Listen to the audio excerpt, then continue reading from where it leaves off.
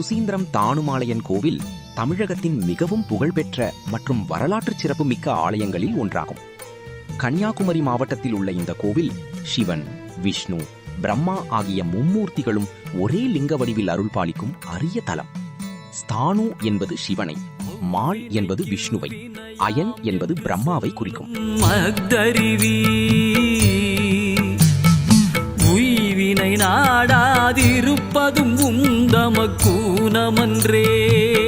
இந்திரன் ஒரு சாபத்திலிருந்து விடுபட இங்கு வழிபட்டதால் இந்த இடம் புனிதமானதாக ஆனது என்ற புராண கதை உள்ளது.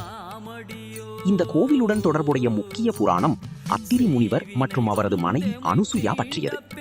அனுசுயாவின் பக்தியை சோதிக்க மும்மூர்த்திகளும் முனிவர் வடிவில் வந்து உணவு கேட்டதாகவும் தனது தவப்பலத்தால் அவர்களை குழந்தைகளாக மாற்றி பாலூட்டியதாகவும் கூறப்படுகிறது. பின்னர் மும்மூர்த்திகள் மகிழ்ந்து இத்தலத்தில் லிங்க வடிவில் அருள் பாலித்தனர்.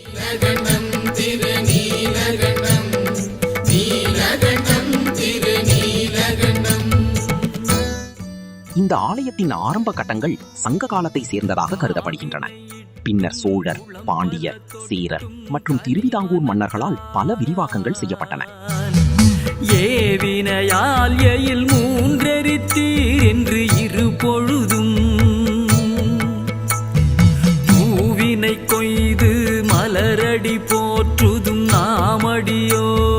கோவிலின் சிறப்புகள்: 134 அடி உயர வெள்ளை கோபுரம், இசை எழுப்பும் கல் தூண்கள், ஒரே கல்லால் செய்யப்பட்ட 22 அடி ஆஞ்சநேயர் சிலை, மிகப்பெரிய நந்தி சிலை, ராமாயணம் மற்றும் மகாபாரத சிற்பங்கள்.